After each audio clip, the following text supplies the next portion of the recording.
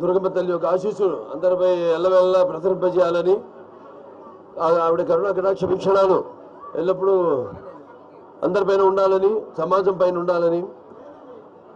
కోరుకుంటూ ఈ యొక్క దేవి శరణవరాత్రులు ప్రతి సంవత్సరంలాగా ఈ సంవత్సరం కూడా భక్తులు ఎంతోమంది తండోపతండాలుగా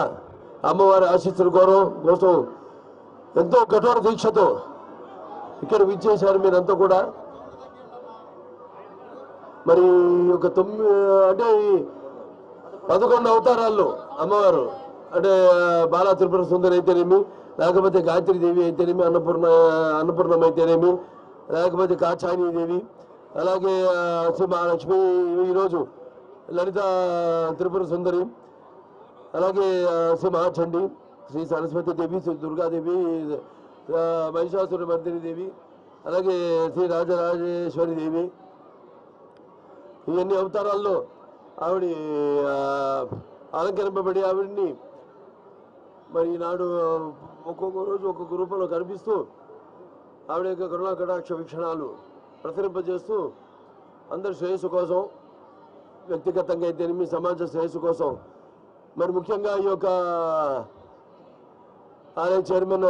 బర్ర రాధాకృష్ణ గారికి, అలాగే మన ఈ యొక్క ఆలయ యొక్క ఈఓ సేనా నాయక్ గారికి, మరియు 96 మందితో ఒక కమిటీని ఏర్పాటు చేయడం జరిగింది,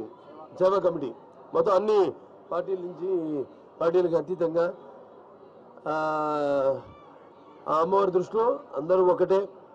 అది ఎవరైనా సరే, ధనికులైనా సరే, లేకపోతే మా ఏం లేని వాళ్ళైనా సరే, లేకపోతే పండితులైనా సరే, పాంబరులైనా సరే, ఆడ మగ అందరూ ఈ యొక్క ముఖ్యంగా